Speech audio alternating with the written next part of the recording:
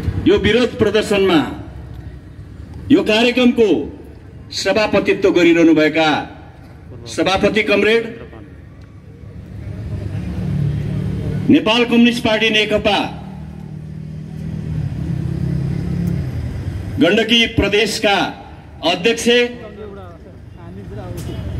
Comrade केही समय यहाँ बसेर अस्वस्थताको कारणले हामीबाट बिदा भएर जानुभयो कमरेड तुलबहादुर गुरुङ, जो कास्केली जनताको स्थापित नेता पनि हुनुहुन्छ। कमरेड सीता गिरी ओली कास्केली जनताको बीचमा एउटा लोकप्रिय महिला नेत्रीको रूपमा स्थापित, उहाँलाई तपाईहरुले निर्वाचनद्वारा पनि पठाइसक्नु भएको छ। राजकाजी गुरुङ, जो पहिला संविधान सभाको सदस्य पनि हुनुभयो, सहित यहाँ उपस्थित हुनुभएका सम्पूर्ण केन्द्रीय कमिटीका सदस्य सहयोद्धा कमरेडहरू, मञ्चमा रहनुभएका कमरेडहरू, प्रदेश सभाका मान्य सदस्य कमरेडहरू, यहाँ उपस्थित सम्पूर्ण आदरणीय जनसमुदायहरू तथा यहाँ उपस्थित कमरेडहरूमा पुनः एकपटक हार्दिक न्यानो अभिवादन व्यक्त गर्न चाहन्छु। स्वीकार्नुहोस्। आज हाम्रो देश र हाम्रो पार्टी नेकपा ज्यादै असहज र एउटा असामान्य स्थितिमा छ। यसभन्दा अगाडि पूर्ववक्ता साथीहरूले धेरै चर्चा गरिसक्नु भएको छ।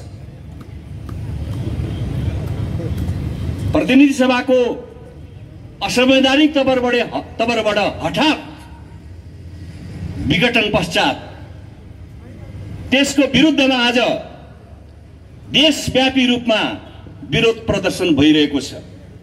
हाम्रो पार्टी नेकपाद्वारा विभिन्न जिल्लाहरूमा आयोजना, देशका सबै जसो जिल्लाहरूमा आयोजित भइरहेको छ र काठमाडौँमा बागमती प्रदेशको सबै जिल्लाहरूको चाहिँ हकमा सबैतिरबाट काठमाडौँमा जम्मा भएर आज भर्खरै मैले यहाँ चाहिँ टेलिफोनबाट चाहिँ समाचार लिँदै थिएँ।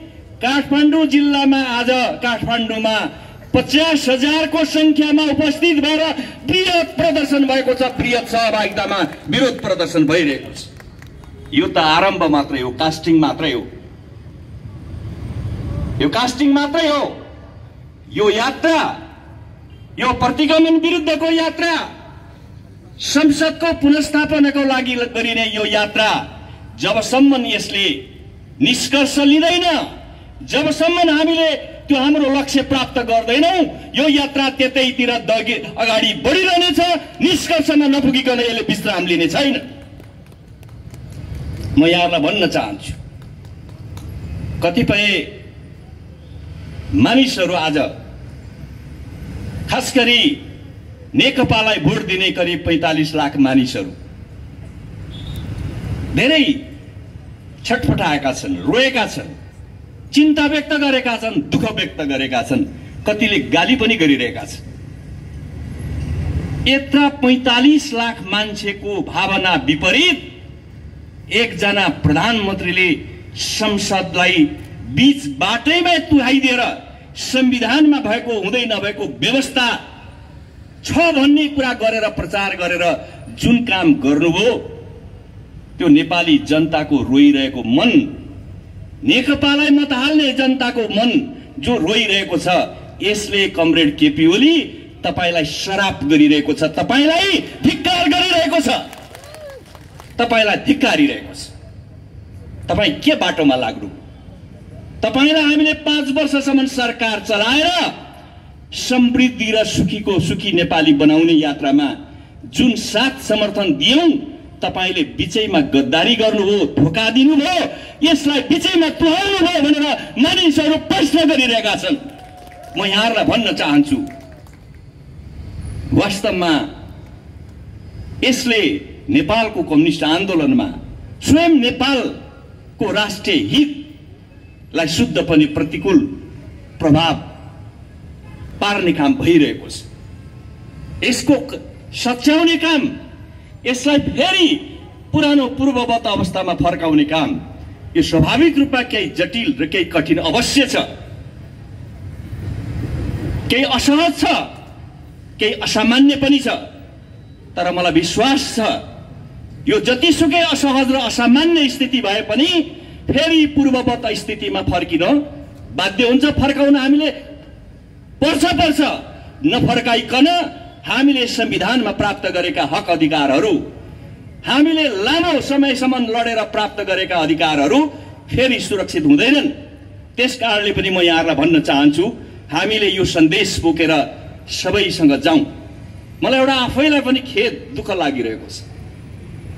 63-64 सालको आन्दोलन, जतिखेर हामी 62-63 को आन्दोलन भन्छौँ, त्यो आन्दोलन चलिरहेको बखतमा खास गरी नौजवान युवा पिँढीका क्रान्तिकारीहरूले एउटा प्रश्न सोध्ने गर्थे, ए कामरेडहरू हो, ए बा पुस्ताका नेताहरू हो, तपाईँ कति समयसम्म हामीलाई लडाइरहनुहुन्छ? यो लोकतन्त्रको यात्रा 70 वर्षको अवधिमा धेरै पटक हामीले अधिकार पाउने र गुमाउने मात्रै भयो। यही चक्करमा हामीले लुडो खेल जस्तो घुम्दै गयो, 79 मा पुग्छ, फेरि झरेर 3 मा झर्छ। यो कतिचोटि हामीले दुःख पाउनु पर्ने हो? कति वर्ष फेरि हामीले चाहिँ यही लोकतन्त्रको लागि लड्नु पर्ने हो? यो प्रश्न त्यसबेला एउटा युवा पंक्तिले, खास गरी युवा समुदायले धेरै मार्मिक ढंगले उठाएको थियो। हामीले त्यसबेला कबुल गरेका थियौं। अब यो अन्तिम कुरा हो, यो अन्तिम, यसपछि अब त्यो दिन आउने छैन, नेपालीले त्यो दिन भोग्नु पर्ने छैन, यो विश्वास हामीले देखाएका थियौं। नौजवानहरू त्यसमा उत्साहित भएका थिए। सारा मान्छेहरू अब यसपछि हामीले फेरि लोकतन्त्रको निम्ति फेरि लड्नु पर्दैन भनेर, यो एउटा अन्तिम लडाई हो भनेर सारा नेपालीहरूले हामीलाई साथ समर्थन दिएका थिए। त्यो साथ समर्थनमाथि फेरि एकपटक धोका भएको छ। त्यो पनि नेपाल कम्युनिस्ट पार्टीको अध्यक्ष, हामीले चुनेर पठाएको प्रधानमन्त्रीबाट कमरेड केपी ओलीले यो विश्वासमाथि फेरि एकचोटि प्रहार गर्ने काम भएको छ, बलात्कार गर्ने काम भएको छ।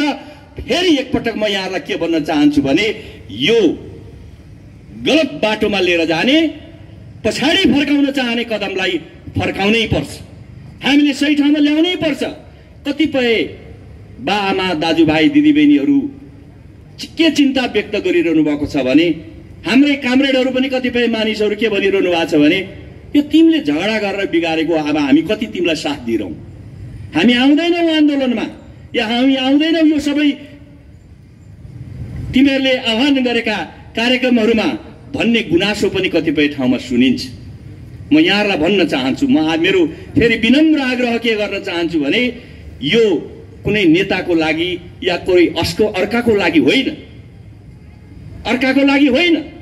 यहाँहरूलाई जानकारी छ, यहाँहरूलाई सम्झना छ, 58 सालमा जब शेरबहादुर देउवाले संसद विघटन गरे, त्यसबेला पनि त्यसपछि जब राजाले शासन आफ्नो हातमा लिए, कयौं मान्छेहरूले दीपावली शपथ गरेका थिए।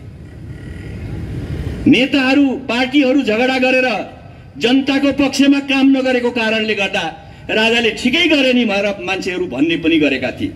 तर जब मानिसहरूले सत्य बुझ्दै गए, आफ्नो अधिकारहरू खोसिँदैछ, कालो यात्रातिर, सुरुङतिर देश फर्किँदैछ, लोकतन्त्रमाथि अपहरण भएको छ, यसले त हामी मात्र होइन, हाम्रा भविष्यका सन्ततिलाई शुद्ध पनि पराधीन बनाउने रहेछ, अधिकार खोसिने रहेछ। र एक प्रकारले भन्ने भने सधैँ देश द्वन्द्व र चाहिँ के भने असामान्य स्थितिको दुष्चक्रमा फस्ने रहेछ भन्ने जब उहाँहरूले बुझ्दै जानुभयो, बिस्तारै हिजोका गाली गर्ने, हिजो तटस्थ बस्ने, चुप लाग्छु भन्ने मानिसहरू पनि सडकमा उत्रिँदै जानुभयो र बिस्तारै हाम्रो आन्दोलनलाई साथ दिँदै जानुभयो। र यहाँहरूलाई थाहा छ, 62-63 को आन्दोलन एउटा उचाइमा पुग्दाखेरिमा जुन ढङ्गले नेपालमा जनसागर काठमाडौँको चाहिँ रिङ रोड र चाहिँ सारा उसमा उत्रियो, त्यो मैले मेरो जीवनमा त्यत्रो ठुलो जनमानस मैले देखेको थिइनँ। त्यसनाले म यहाँलाई पनि भन्न चाहन्छु, आज त यो हाम्रो प्रारम्भ हो। कयौं साथीहरूलाई भ्रम पनि होला, अलिअलि असन्तुष्टि होला, रिस पनि उठेको होला, अरू धेरै कुरा होला। प्रिय कमरेड, यो रिस गरेर, असन्तुष्टि राखेर या निष्क्रिय भएर यसको समाधान हुनेवाला छैन। बरु आउनुहोस्, सही र सत्य तथ्य कुरालाई बुझौं र यो कदमलाई असफल पारौं। यो असफलता यसलाई असफल पारेर मात्रै हामी सुनिश्चित र सुरक्षित हुन सक्छौं, हाम्रो भविष्य सुरक्षित हुन सक्दछ। म सबै कमरेडहरूलाई, सबै आदरणीय जनसमुदायहरूलाई हार्दिक अपिल गर्न चाहन्छु, हार्दिक अनुरोध गर्न चाहन्छु, यस बेला चाहिँ गुर्की लाएर, यस बेला चाहिँ असन्तुष्टि पोखेर, यस बेला विरोध गरेर, यस बेला सरकार नराखेर बस्ने बेला होइन। सबै आउँ, तब मात्रै यो गलत कदम सच्चिन सक्छ, गलत कदमलाई सच्याउन सक्छौं। त्यस हिसाबले अगाडि आउनको लागि पनि म सबैसँग आग्रह गर्न चाहन्छु। यहाँ मलाई केही कुरा मैले आज अलिकति प्रश्न पार्नु पर्ने पनि छ।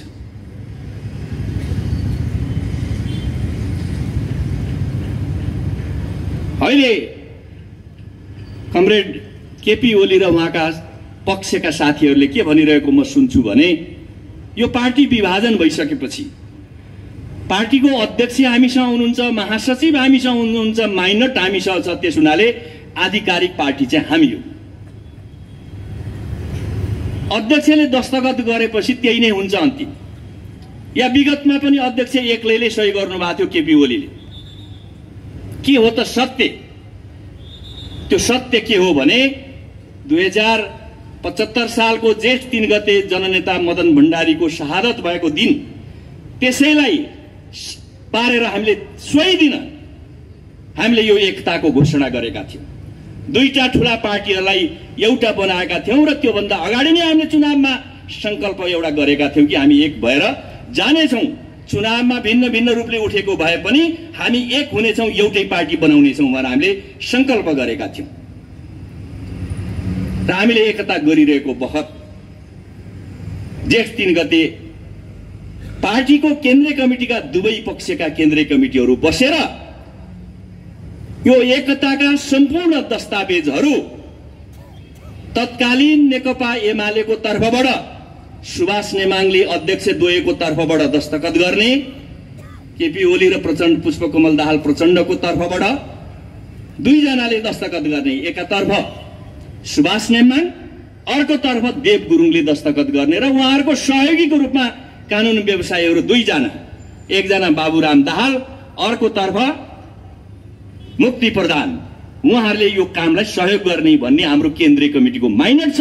यही माइनटको आधारमा निर्वाचन आयोगमा हाम्रो सम्पूर्ण सामग्रीहरू, डकुमेन्टहरू दर्ता भएका छन्। त्यसुनाले एउटा अध्यक्षको दस्तखतबाट यो पार्टी एकता भएको होइन। त्यो कुरा म यहाँहरूलाई भन्न चाहन्छु। यो झुट, यो सिधै तथ्यलाई चाहिँ तोडमोड गर्ने, मान्छेलाई अल्मल्याउने कतै हो कि? मैले यसभन्दा अगाडि पनि भनेको छु, माइनट हुने बित्तिकै केन्द्रीय कमिटी हुन्छ। त्यसो भए त कोही मान्छेले बैठकबाट माइनट चोरेर भाग्यो भने उसैले केन्द्रीय कमिटी बनाए भइगयो नि, जे पनि निर्णय गरे भइगयो नि। माइनट लिएर हिँडेर चाहिँ बैठक हुँदैन, कमिटी हुँदैन, कमिटीको निर्णय हुँदैन। त्यसको लागि केही हाम्रा कानुनी, हाम्रा विधानगत व्यवस्थाहरू छन्। त्यो कानुनी र विधानगत व्यवस्थालाई एकातिर पन्छाएर खास गरी सामान्य कार्यकर्ताहरूलाई को मनलाई दिग्भ्रमित गर्ने कतै हो कि त भन्ने पार्ने यस प्रकारको प्रपञ्च, छलछाम आदि गरिरहनु भएको छ। हुन त यो कुरामा उहाँहरू छलछाम गर्न धेरै नै सिपालु हुनुहुन्छ, खास गरी ओली कामरेड। यहाँहरूलाई थाहा छ पार्टी एकता भइरहेको थिएन। फागुन 3 गते सरकार बन्यो 74 सालको, तर पार्टी एकता गर्ने भनेको भइरहेको थिएन। जेठ 3 गते आएर मात्रै भयो। त्यसबीचमा हुन्छ कि हुँदैन एकता भन्ने खालको एउटा दुविधाजनक एउटा स्थिति पनि थियो।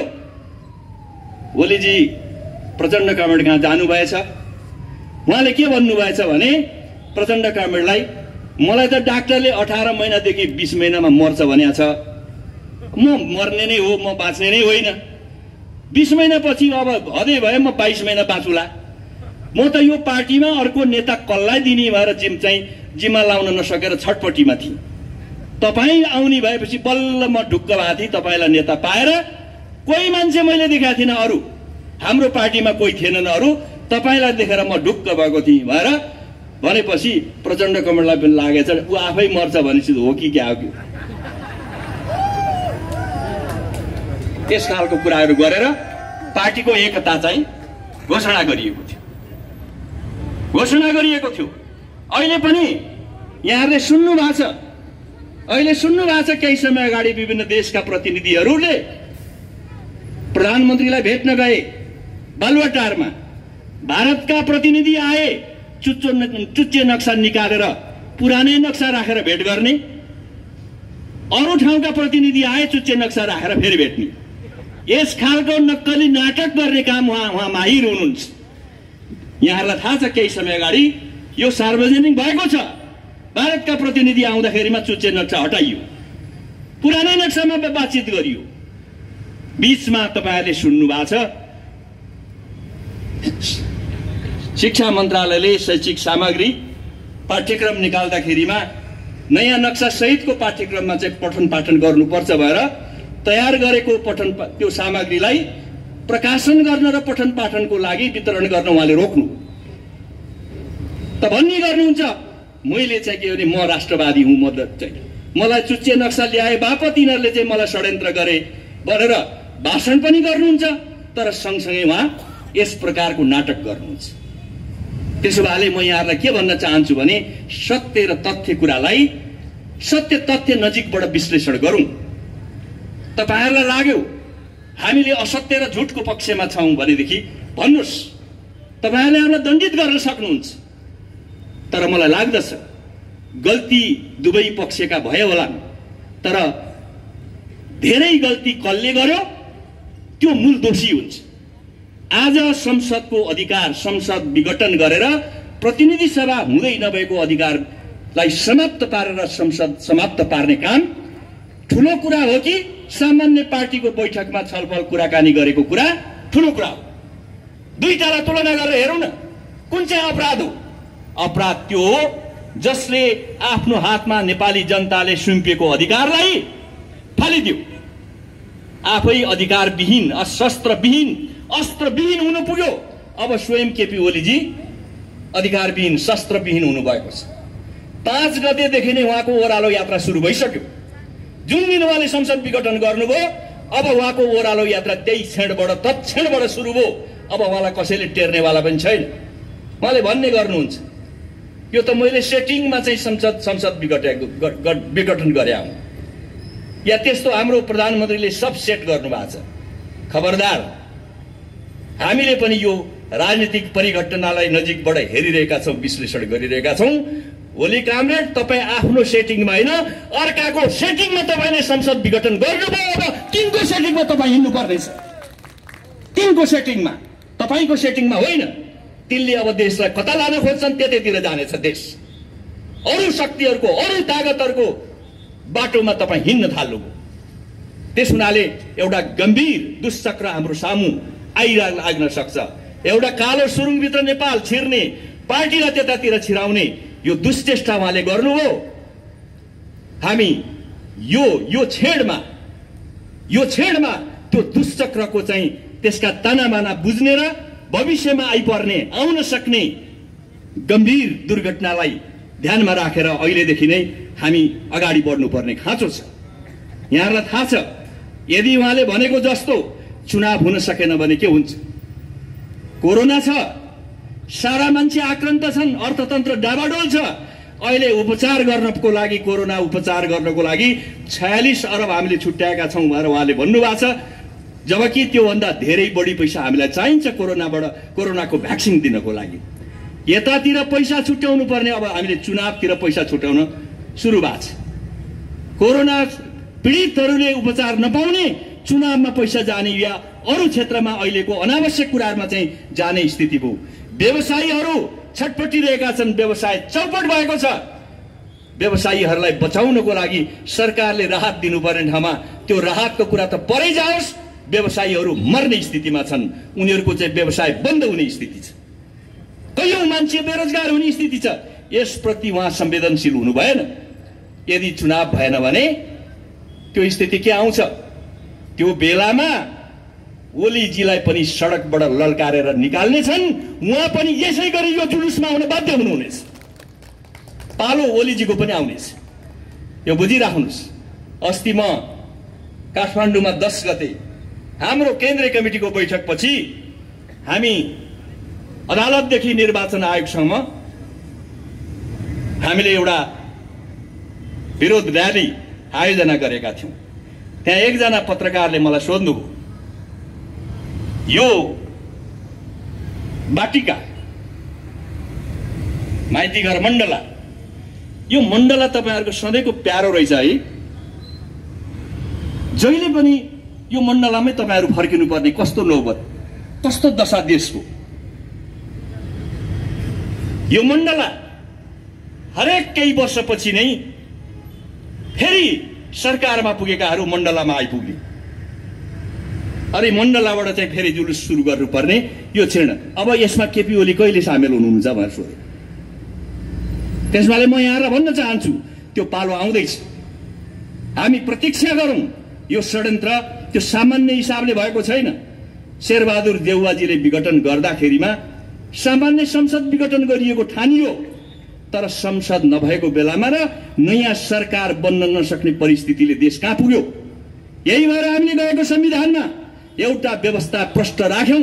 संविधान निर्माण गर्दा 72 सालमा संसद विघटन गर्न पाउने व्यवस्थालाई खारेज गर्नुपर्छ र संसद भनेको कहिले पनि स्थिर रूपले सधैँ संसद रहने कुराको सुनिश्चितता गर्नुपर्छ, नत्र मुलुकले पटक पटक धोका पाउँछ। यही कुरा हाम्रा अनुभवहरूलाई हेरेर हामीले संसद विघटन गर्न नपाउने नसकिने व्यवस्था गर्यौं। तर जसकेलाबाट उहाँले हुँदै नभएको व्याख्या गरेर जो विघटन गर्ने काम गर्नुभयो, त्यो भण्डखारोमा त्यो अँध्यारो सुरुङमा खाल्टामा खस्ने दिन ओलीजीको आउँदैछ। केही समयको प्रतीक्षा मात्रै हो, तर उहाँले आफूलाई मात्रै हाल्नु भएन, सिङ्गो नेपाली 3 करोड नेपालीहरूलाई, सिङ्गो 45 लाख भोट हाल्ने नेपाली जनतालाई, अरू जो लोकतन्त्रको पक्षमा सबै रहेका नेपाली जनतालाई लगेर त्यो खाल्टामा हाल्ने, फेरि त्यो अँध्यारो दुष्चक्रमा फेरि त्यो सुरुङमा छिराउने जो प्रयास उहाँले गर्नुभयो, ज्यादै ठुलो इतिहासको भूल उहाँले गरिरहनु भएको छ, गर्नुभयो। यो नेपाली कम्युनिस्ट आन्दोलनको हिसाबले यो झण्डै झण्डै गोर्बाचेव शैली पनि हो। पार्टीको प्रमुख भएर देशलाई फुटाउने मात्र होइन, कम्युनिस्ट पार्टीलाई विघटन गर्ने र देशलाई फुटाउने जुन खालको गोर्बाचेव कदम थियो, त्यो कदमसँग यो झण्डै झण्डै तादात्म्य मिल्न आउँछ। नेकपामाथि नेकपाको अस्तित्वमाथि अस्तित्वलाई समाप्त पार्नको लागि जुन प्रयास, जुन प्रपञ्च अहिले संसदको विघटनको माध्यमबाट अगाडि आएको छ, यो परिघटनासँग को जोडिएका छन् थाहा छैन। यो यहाँभित्रका शक्ति मात्रै हुन् भन्ने मलाई लाग्दैन। त्यस हुनाले यो जुन प्रपञ्च छ, यो षड्यन्त्र छ, यो षड्यन्त्रलाई चकनाचुर पार्ने, यसलाई परास्त गर्ने यो काममा हामी सबै एकजुट हुनु जरुरी छ। र म यहाँलाई के भन्न चाहन्छु भने अहिले एउटा प्रश्न छ, के नेकपा कसको हुन्छ, यो सूर्य चिन्ह कसको हुन्छ, यसमा पनि उहाँले विभिन्न भ्रम छरिरहनु भएको छ।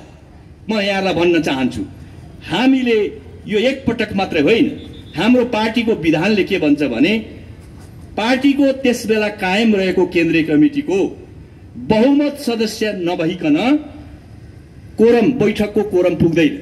हाम्रो विधानको व्यवस्था त्यही होइन। बहुमत सदस्य उपस्थित नभएसम्म पार्टीको बैठक बस्दैन। त्यस्तो बैठक, बहुमत उपस्थित नभएको बैठकले कुनै निर्णय गर्न पाउँदैन, त्यो बैठकै होइन।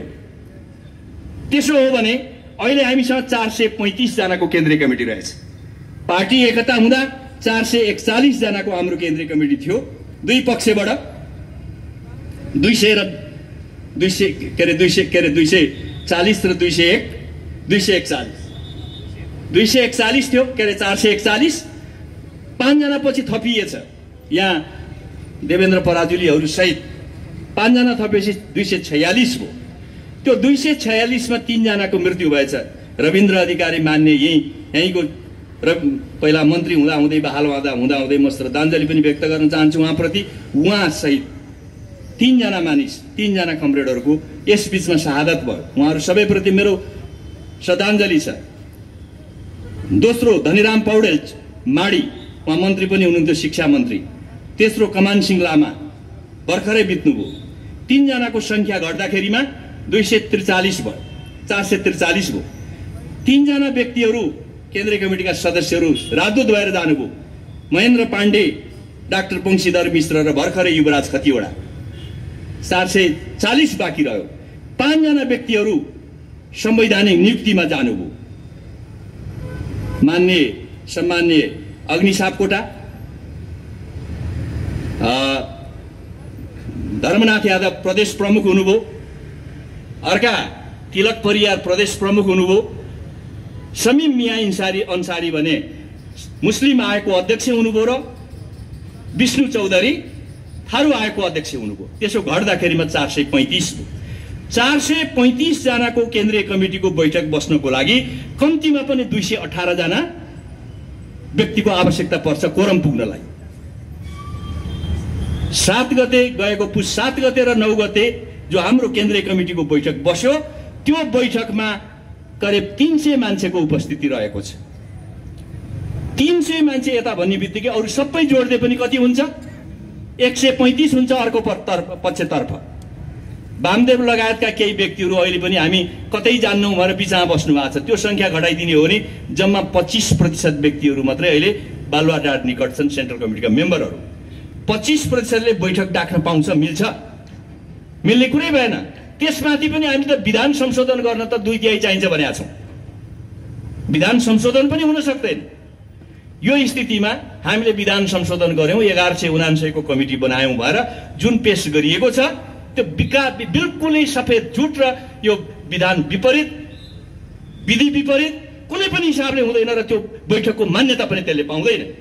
त्यस हिसाबले 300 मानिस यहाँ रहिसकेपछि यो नै आधिकारिक पार्टी हो। विगतमा 50 सालमा जनमोर्चा विभाजित हुँदा, 54 मा त्यसबेला नेकपा एमाले विभाजित हुँदा, पछि कांग्रेस विभाजन हुँदा 58 सालमा, त्यसपछिको 2064 पछि त्यसबेला राप्रपा विभाजित भयो, नेकपा माओवादी विभाजित भयो, पछि मधेसी जनअधिकार फोरम विभाजित भयो। अनेक सन्दर्भमा एउटा नजिर अथवा कानूनले के भन्दछ भने जोसँग बहुमत केन्द्रीय कमिटी छ त्यो नै आधिकारिक पार्टी हो। जसले घर छोडेर जान्छ त्यसले नयाँ घर बनाउनु पर्छ, मूल घर चाहिँ बहुमत जतातिर छ त्यही हुन्छ भन्ने चाहिँ स्थापित नजिर छ र कानूनले त्यो व्यवस्था गरेको छ। त्यस हुनाले यो सूर्य चिन्ह र नेकपा त्यो हामीसँगै रहन्छ। त्यो कुरा ढुक्क हुनुहोस्, त्यो भन्दा दायाँ बायाँ हुन सक्दैन। यदि त्यस्तो काम गरियो भने त्यो सिधा सिधी मानिसहरूलाई गएर चाहिँ खुकुरी हानेर एउटा हत्या गरे सर हुन्छ। पार्टीहरूका पार्टी अहिलेसम्मका सम्पूर्ण विधिलाई सिधा हत्या गरे सर हुन्छ। त्यस हुनाले त्यो काममा कुनै पनि संवैधानिक निकायको दुरुपयोग र गलत प्रयोग हुने छैन। हामीलाई विश्वास छ संविधान, ऐन, कानून, हाम्रा हिजोका नजिर निर्णयहरू हेरेर ती निकायहरूले चाहिँ निर्णय गर्नेछन् भन्ने हामीलाई विश्वास छ। त्यसै गरी संसदको पुनर्स्थापनाको विषय अघि नै पूर्ववक्ता कमरेडले भनिसक्नु भएको छ। यो संसदको संविधानको दफा हेरेर निर्णय गर्ने हो भने संविधानको कुनै दफाले संसद विघटन गर्ने अधिकार प्रधानमन्त्रीलाई दिएको छैन। त्यसो भए प्रधान न्यायाधीश न्यायालयलाई मेरो प्रश्न छ, हामी सबैको नेपाली जनताको प्रश्न के छ भने संविधान हेरेर निर्णय गर्छ कि अदालतले अनुहार हेरेर गर्छ? अन्तै हेरेर निर्णय गर्यो भने अर्कै कुरा होला, तर संविधान हेरेर निर्णय गर्यो भने हामीलाई विश्वास छ योभन्दा दायाँ बायाँ हुन सक्दैन। संसदको पुनर्स्थापना अनिवार्य छ, त्यो नगरिकन उपाय छैन। मैले अरू ठाउँमा पनि भनेको थिएँ, तपाईहरुलाई पनि भन्न चाहन्छु, यदि यो कुरालाई सदर गरिने हो भने, संसद विघटनको कुरालाई सदर गरिने हो भने भोलि प्रधानमन्त्रीको सिफारिसमा अदालत विघटन भयो भनेर राष्ट्रपतिले सूचना जारी गर्नुभयो भने विघटन हुन्छ कि हुँदैन? अदालत विघटन गर्ने व्यवस्था छैन, संसद पनि विघटन गर्ने व्यवस्था छैन नि। नभएको कुरालाई तपाईं सदर गर्नुहुन्छ भने अर्को निर्णय गरेर तपाईलाई अदालत नै विघटन बन्दियो भने के हुन्छ? त्यो दिन आउन सक्छ। त्यस हुनाले माननीय न्यायाधीशज्यूहरू, यहाँहरू सम्मानित हुनुहुन्छ। म यहाँहरूलाई भन्न चाहन्छु, कानून, संविधान, हाम्रा परिपाटी, हाम्रा सबै कुराहरूलाई हेरेर हामीले यहाँहरूबाट एउटा सुझबुझपूर्ण निर्णय हुनेछ र त्यो नेपाली जनताको यो आन्दोलनबाट प्राप्त यो अधिकारलाई फेरि छरपष्ट बनाउने र अर्को बाटो, अर्को यात्रामा हिँड्ने स्थिति सिर्जना नगर्नको लागि तपाईहरुले एउटा जिम्मेवार भूमिका निर्वाह गर्न आवश्यक छ भन्ने पनि लाग्दछ। हामी हस्तक्षेप गर्न चाहदैनौं। उहाँहरूलाई हामीले उहाँहरूले विवेकपूर्ण ढङ्गले निर्णय गर्नुहुन्छ भन्ने नै हाम्रो विश्वास छ। र अहिले अर्को एउटा कुरा पनि चलिरहेछ, मैले देख्छु म त केन्द्रीय सदस्य भएछु नि भन्ने। अहिले यो बालुवाटारले केन्द्रीय सदस्य नियुक्ति गर्ने, अहिले छ्यापछ्याती बजारमा चाहिँ हल्ला छ। केन्द्रीय सदस्य एक कामरेड, तपाईलाई यो 1200 जनाको केन्द्रीय कमिटी भोलि केन्द्रीय कमिटी हुन्छ कि हुँदैन? यस्तै कमिटी बन्छ? हिजो हाम्रो एउटा अभ्यास पनि हामीले हेरौँ, 4000 को केन्द्रीय कमिटी सदस्य भयो मान्छे कोही पनि। अब कमिटीको बैठकै बस्दैन, जिम्मेवारी हुँदैन, कहीँ पनि हुँदैन भने 4000 बनाउँदा पनि नभएर हामीले झरेर 441 मा बनाएको हाम्रा अनुभवहरू यही छन्। तपाईले बनाएको यो 1200 को कुराले तपाईँ अझ बढ्दै हुनुहुन्छ भन्ने पनि सुनिएको छ। 2500 हुँदै त्यही 4000 5000 मा पुग्ने रे, जम्मैलाई केन्द्रीय सदस्य बनाउने रे। अब अर्को कुनै पेशा भएन, लिलाम बराबर जस्तो बजारमा एउटा सूचना निस्काएर यहाँ भर्ती खाली छ, यहाँ आउनुहोस् भने जस्तै अहिले त्यो एउटा सुरु भएको छ। त्यस हुनाले यो भ्रममा नपर्नुहोस्। एकजना भर्खरै केन्द्रीय सदस्य भएको व्यक्तिले मलाई फोन गर्नुभएको थियो, म त केन्द्रीय सदस्य भइछु, मैले बधाई नै भनिदिएँ। अनि तपाईँ अब भोलि चाहिँ अब अधिवेशन होला, त्यो अधिवेशन भयो भने केन्द्रीय सदस्य तपाईँको भूमिका चाहिँ के रहन्छ त? बाँकी रहन्छ भनेर सोधेँ मैले।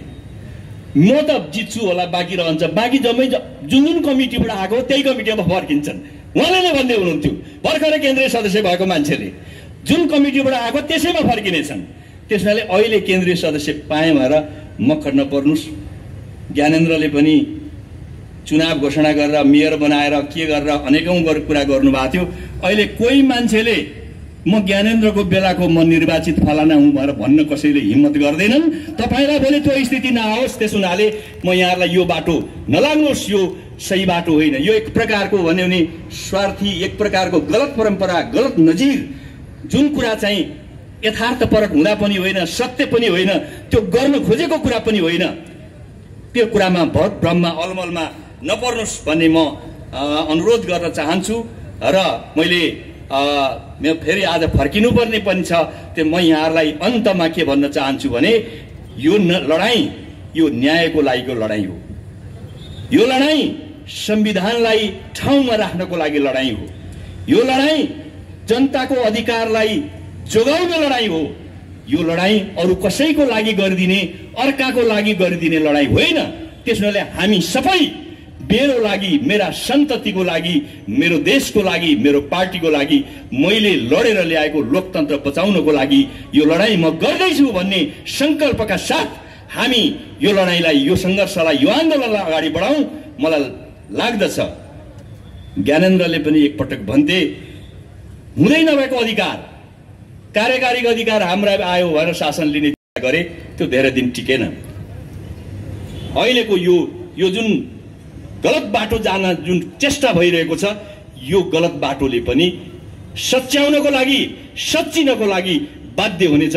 यदि हामी ठिक ढङ्गले ठिक समयमा खबरदारी गर्न सक्यौं भने यो बाटो सच्चिन बाध्य हुनेछ। ओलीजी पनि लाइनमा आउन बाध्य हुनुहुनेछ।